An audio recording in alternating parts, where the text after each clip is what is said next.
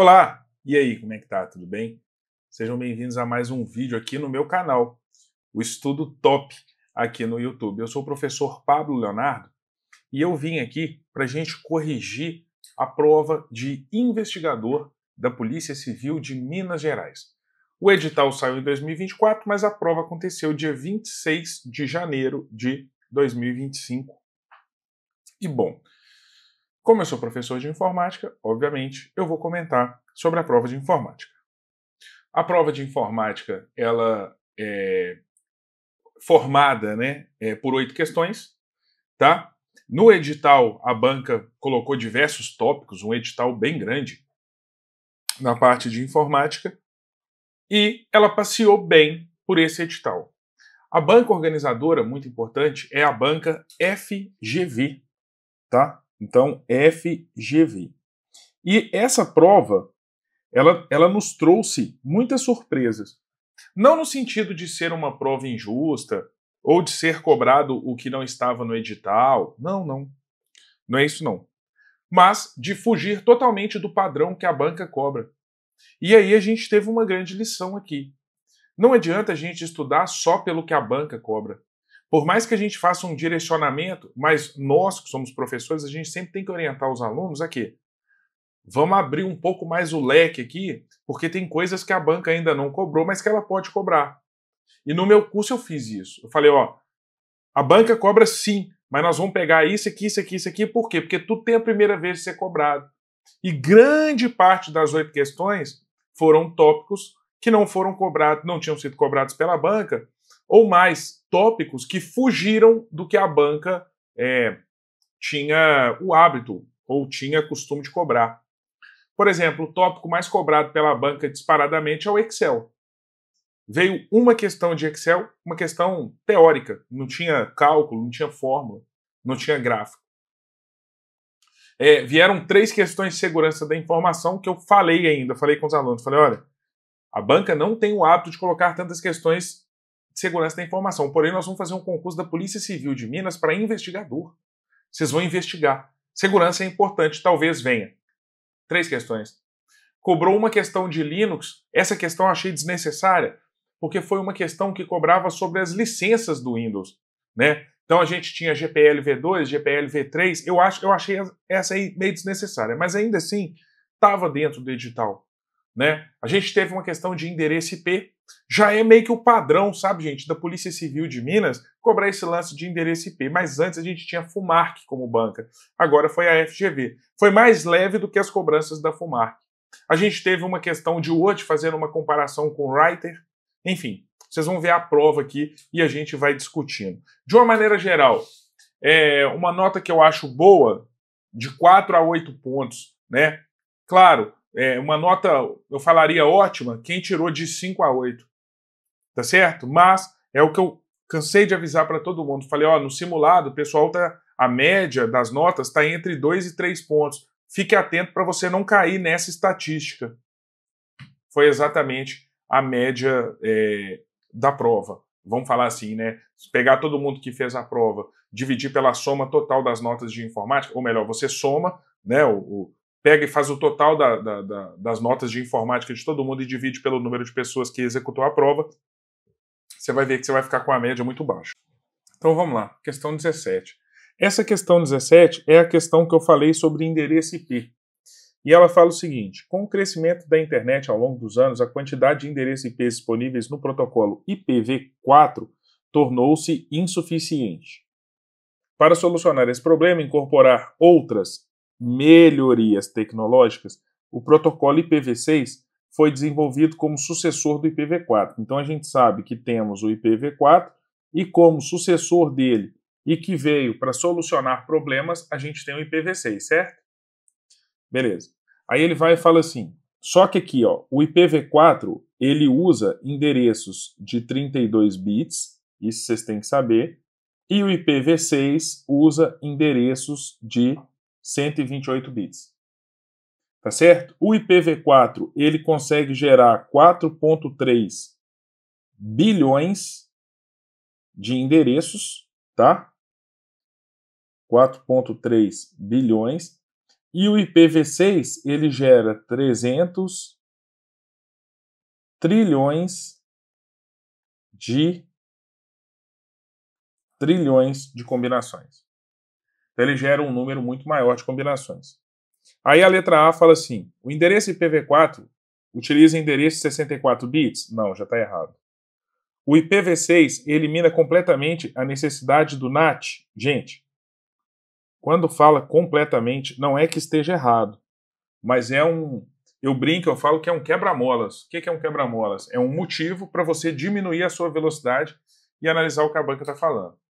O NAT é uma tecnologia que permite que eu use, porque a gente sabe que cada conexão com a internet, ela usa um endereço IP.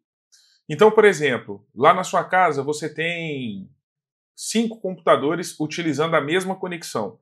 Para que os 5 se conectem e consigam se comunicar na internet usando a mesma conexão, a gente vai usar o que a gente chama de NAT, né, que é um processo que traduz o endereço IP de uma rede pública para uma rede privada. Então, o NAT ele é usado principalmente no compartilhamento de uma conexão, né? Então, a gente usava muito mais na época, e ainda usa muito quando a gente usa o IPv4, porque o IPv4 ainda é usado, né? Por quê? Porque como o IPv4 a gente tem menos combinações, e a gente tem essa deficiência de faltar endereço IP, então, né, para que a gente consiga usar um único IP de conexão e dividir ele para vários computadores. Aí a gente usa o NAT para fazer essa...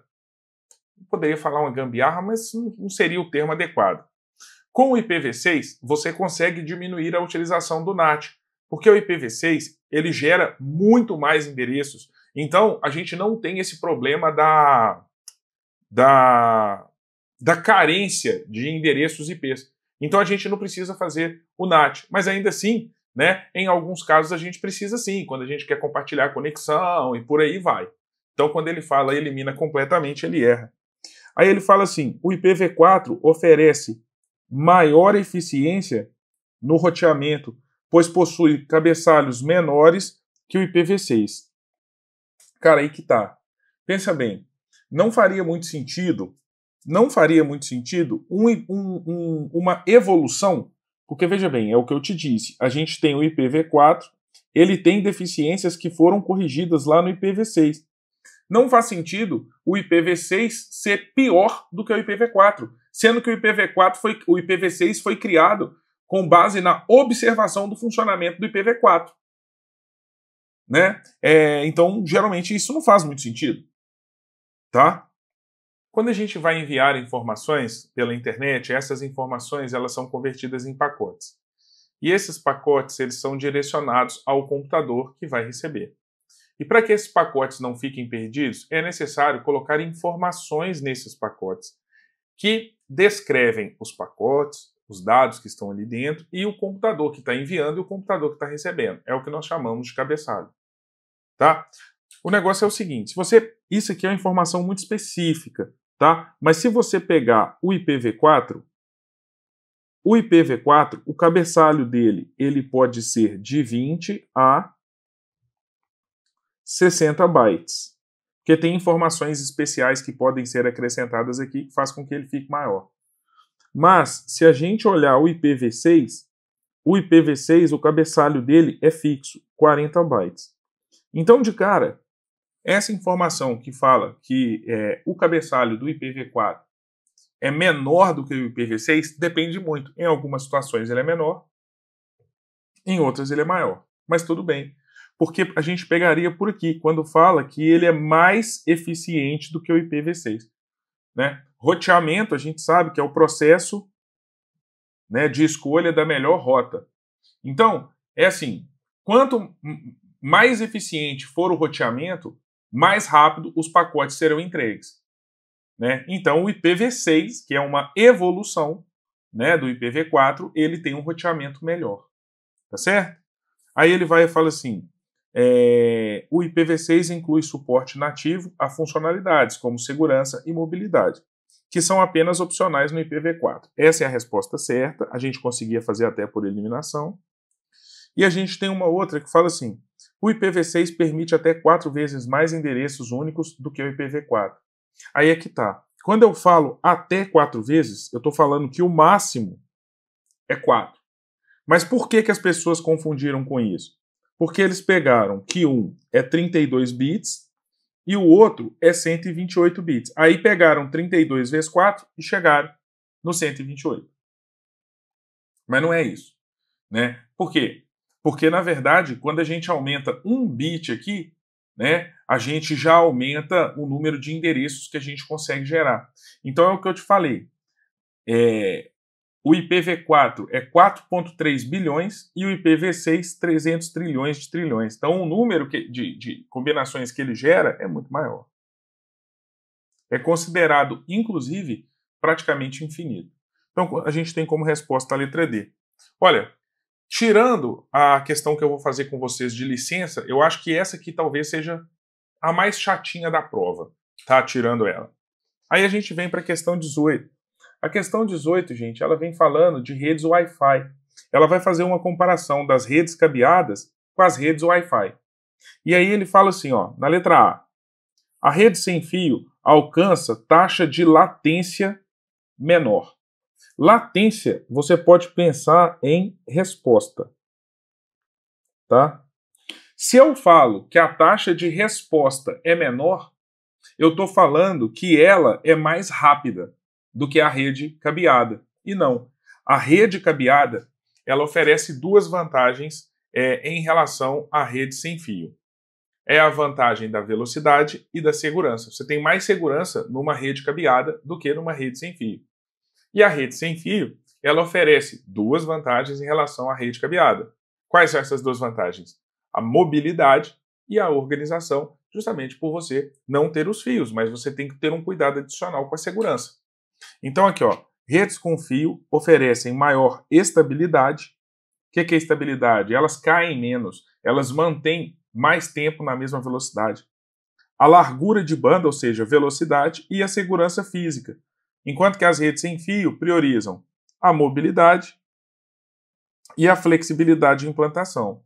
Por quê? Porque a rede cabeada, gente, é um saco. Você tem que passar cabo, você tem que colocar equipamentos, né? Exige toda uma mobilização aí de equipe para você fazer isso. A rede sem fio, não. Você tem um equipamento, que é um roteador, você posiciona ele num ponto estratégico, e daí você vai usar os equipamentos, né, de acordo com a distância que você quer que ela cubra. Ela é bem mais fácil de montar. Beleza? Então, aqui, ó, resposta, letra B. Eu acho que a letra C fala que elas são imunes a interferências, tá errado, né? Porque são ondas eletromagnéticas, então sim, elas podem sofrer interferências. Aqui fala que redes com fio utiliza cabeamento coaxial como padrão, não, né? O cabeamento que a gente usa em redes com fio, o principal hoje é o cabo de par trançado, tá certo? E aqui tá falando que redes... Ah, e detalhe, ele ainda fala assim, enquanto que redes sem fio operam exclusivamente na frequência de 2.4. Não, ela opera em 2.4 e ela opera em 5 também. Mas a gente já matava por aqui, tá? Rede sem fio oferece maior largura de banda? Não, elas são mais lentas do que as redes cabeadas. Então, a resposta aqui fica a letra B mesmo. Questão 19. A questão 19, ela vai fazer uma comparação entre o Microsoft Word e o LibreOffice Calc, LibreOffice Writer. E ela vai perguntar qual que é o recurso que ela vai apresentar que tem, que existe em um e que não existe no outro. É basicamente isso. As questões de editores de texto, elas geralmente não são complexas porque a gente sabe geralmente o que tem dentro de um editor de texto. E para te falar a verdade, inclusive eu comentei isso no curso, é difícil a gente encontrar alguma coisa que tenha em um e que não tenha no outro. Ou seja, que tenha no Writer e que não tenha no Word e vice-versa. Mas a banca foi em cima exatamente de um desses recursos. Ele fala assim, inserção de tabela, tem nos dois? Tem nos dois. Aplicação de estilo, tem nos dois? Tem nos dois. Inserção de mala direta, tem nos dois? Tem nos dois. Colaboração em tempo real, com múltiplos usuários diretamente no arquivo. Ô, gente, isso aqui, a gente depende da nuvem para isso. Eu preciso colocar o arquivo na nuvem nativamente, com uma ferramenta de nuvem nativa, para que eu possa mandar o link desse arquivo para as pessoas, para que as pessoas consigam editar esse arquivo ao mesmo tempo. Isso eu consigo no Word, ele tem isso, até porque ele usa a nuvem da Microsoft que a gente chama de OneDrive. Mas nativamente no Writer a gente não tem isso, tá? Então no Writer a gente não tem essa funcionalidade nativa, tá? Então eu tenho ela como resposta. Tanto no Word quanto no Writer eu também consigo exportar documentos como PDF. Questão exaustivamente trabalhada nas aulas, tá? Questão 19. Questão 20. Essa questão aqui, muita gente está pedindo recurso nela. Mas será que dá? Bom, aqui mais uma vez, ele está fazendo comparação entre o Excel e o Calc. Ele quer saber de uma funcionalidade que tem, aqui ó, não é nativamente suportada por ambos os softwares. Ou seja, ele está falando aqui que tem alguma coisa aqui, tá, que não é nativamente suportada pelos dois. Então, criação de gráficos a partir de dados, os dois podem? Podem. Aplicação de filtros automáticos, os dois podem? Podem. Uso de tabela dinâmica, os dois podem? Podem. Programação de macros em Python. Bom. Importação de arquivos CSV para edição. Quando a gente fala CSV, são arquivos de valores separados por vírgula. Ele tanto exporta, quer dizer, ele tanto gera arquivos, quanto ele consegue puxar dados desses arquivos, que é o que a gente chama de importar. Então também dá. Macro é um recurso de automatização de tarefa. As macros, lá no Calc, elas até podem ser feitas em Python e algumas outras linguagens. Mas dentro do Excel, normalmente, por padrão, elas são feitas numa linguagem conhecida como VBA. Visual Basic for Applications. Tá? É o que significa aí o VBA. Tá certo? Aí você vai e fala assim, mas eu vi que no Excel, nas versões, algumas versões do Excel estão dando suporte a macro em Python. Deixa eu te explicar como é que vai funcionar. Existem sim, nas versões do Excel, nas atualizações de 2024, a possibilidade de você executar códigos em Python. Só que a criação das macros, ela é feita ainda em VBA, conforme a documentação da Microsoft. De mais a mais, e mais forte do que isso, no edital do concurso pediu Microsoft Office 2016. Então eu vou te mostrar aqui. Tá? Estamos aqui com o documento aberto, edital do concurso investigador de polícia, tá? Então já vou colocar até um 2016 aqui já, ele vai achar lá e nós vamos mostrar para você aqui, ó. Não é isso. Não, mas eu achei um tanto de aqui, ó, pronto. Ó, Microsoft Office 2016.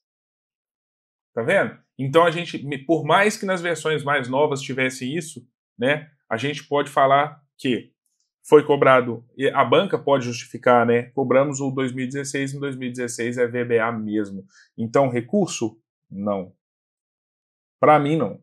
Você pode até tentar, se algum outro professor, meu colega de profissão, fizer o recurso, se você errou, eu acho que você deve tentar entrar com recurso sim, mas eu não vou fazer o recurso porque eu não acredito, né, que ela seja passível de anulação. A questão 21, ela fala sobre malware, que é software malicioso. Cansamos de trabalhar isso, né? E falamos que a principal característica é que o worm pode se replicar automaticamente e se espalhar por redes. Então, só por isso aqui, não tem nenhuma alternativa, gente, que fala isso. Tá? Não tem. Ele fala assim, o worm depende de um programa legítimo para se espalhar? Não, isso é o vírus. Aí a letra B fala do worm, porque a questão também fala do cavalo de Troia. E a gente sabe que o cavalo de Troia é um software, né? Ele faz, o nome dele faz menção à guerra dos gregos e dos troianos. Então por isso que a gente fala cavalo de Troia. É um software malicioso que vem instalado, que vem dentro de um software legítimo. Então é necessário que eu instale esse software legítimo para que o malicioso possa cumprir o papel dele, né? Então, aí depois fala que a letra C fala que eles roubam informações sensíveis, o conhecimento do usuário. tá? E aí ele está falando que o cavalo de Troia criptografa dados para pedir resgate, sendo que isso, na verdade, é um ransomware, né? Fala que o Worm não causa dano direto, né? E fala que o cavalo de Troia... Enfim, gente, não faz sentido. Eu não vou ficar aqui procurando chifre na cabeça de cavalo. Resposta letra B. 22. Questão 22, mais uma de segurança da informação. Fala que o João, que é um profissional de TI, ele recebeu um e-mail, né? E aí ele acabou fornecendo as suas informações, ele inseriu as credenciais e pergunta, né? Que tipo de golpe ele caiu. Esse golpe é conhecido como phishing, que nas aulas eu falei para vocês algumas milhões de vezes que phishing está associado à pescaria. Beleza. Próxima questão. Mais uma questão de segurança da informação, né? Nessa questão, é uma questão que fala sobre criptografia assimétrica, né? Que é aquela em que uma mensagem é cifrada com uma chave e é decifrada com a outra chave da mesma pessoa. Considere o uso de criptografia assimétrica em uma transação online. Maria deseja enviar uma mensagem confidencial para João, garantindo que apenas ele possa ler o conteúdo. Então, veja bem, para garantir que somente o João possa ler o conteúdo, nós temos que cifrar essa mensagem usando uma chave para que ele decifre usando a chave privada dele. Então, João terá que decifrar, aqui ó, João decifrará usando sua chave privada. Se ele vai decifrar usando sua chave privada, a pessoa precisa cifrar usando a chave pública dele, né? Então tá aqui, ó, tá perguntando como que a Maria vai criptografar essa mensagem, usando a chave pública do João, garantindo que somente o João possa descriptografar a mensagem usando sua própria chave privada. Tá aqui, ó. Tudo depende do que ela quer. E aqui é falado, quer que somente o João tenha acesso ao conteúdo da mensagem. E por fim, nós temos aqui a questão 24, que é a questão, eu falaria que é a questão mais difícil da prova. Por quê? Porque é uma questão extremamente teórica. Eu falo assim, gente, olha, se a pessoa não for da área, dificilmente a pessoa acertou isso aqui consciente. Consciente, não. Tô falando assim, sabendo exatamente o que ela estava fazendo. Por quê? Porque os termos, ó, BSD, GPL V2, GPL V3, no meio de questões complexas que você teve ali, você ainda tinha que fazer o restante da prova. E esse, por exemplo, é um conteúdo que eu, Pablo, não trabalhei. Por quê? Porque se você olhar nos sites de questões, você não vai encontrar questões falando, por exemplo, diferença da GPL V2, GPL V3 ou GPL2, GPL3 é dificílio.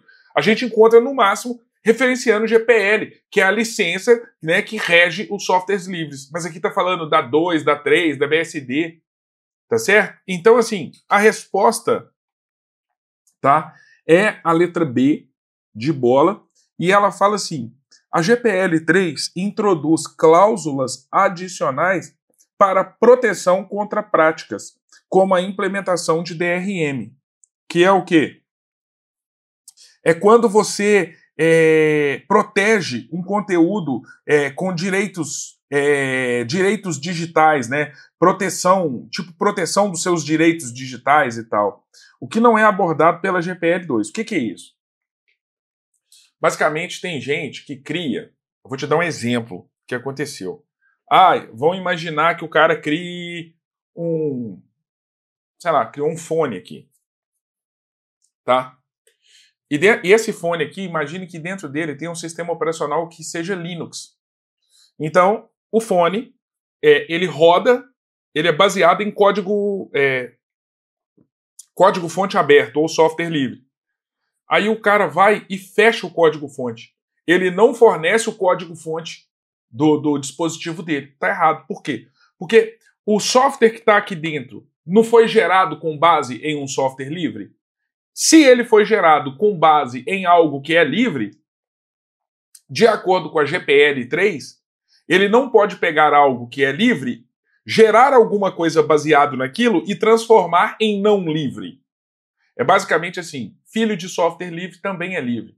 Se você desenvolver uma aplicação baseada em um código aberto, o seu código, o código da sua aplicação também tem que ser aberto. Isso é a principal diferença, vamos falar assim, da GPL 3 para a GPL 2, que é exatamente o que está falando. Aí você vai falar assim, Pablo, agora, se amanhã tiver uma prova da Polícia Civil, você vai falar para os seus alunos estudarem isso? Não, não vou. Por quê? Porque cai pouquíssimo e você vai perder um tempão analisando licença de software. E a chance é muito pequena, mas acabou de cair. Eu sei. Eu vou simplesmente citar que no edital pede a documentação, que se eles tiverem tempo para estudar, que estudem. Mas você pega aí, né, uma questão a cada 20 anos, é muito pouco. Agora, se no próximo concurso vier de novo, aí realmente já é um motivo para a gente começar a se preocupar, porque a Polícia Civil está pedindo essas documentações. No mais, essa aqui, ó, sinceramente, era dificílimo de acertar. Né? Eu, Pablo, não tenho todos os termos dessas licenças todas aqui, sou sincero de falar. E eu tenho certeza que muitos dos meus colegas professores também não têm. Por quê? Porque é uma coisa que geralmente não é cobrada em prova e ninguém fica decorando licença de software. Tá certo? No mais, é isso. Eu acho que fica a lição de a gente sempre estudar o edital inteiro. Prova de concurso não é brincadeira. Informática é o grande divisor de águas. Nessa prova a gente teve raciocínio lógico também, tá? Fui procurado por alguns alunos que acertaram 3, acertaram 2 questões, né? Mas eles sabem que acertaram 3, acertaram 2 porque não estudaram o edital inteiro. Então, sempre estudando o edital inteiro, ok? Se você gostou desse vídeo, indica aí pra mim, dá um clique aí no joinha, no coraçãozinho, clica aí no curtir, no like, no gostei. Se você quer estudar informática comigo de forma gratuita, assina o canal Estudo Top. A gente sempre está publicando vídeos de correções de prova, de dicas, de conteúdos, de simulados. Estamos sempre juntos, ok? Um grande abraço. Espero que você tenha se dado bem nessa prova. Tchau, tchau.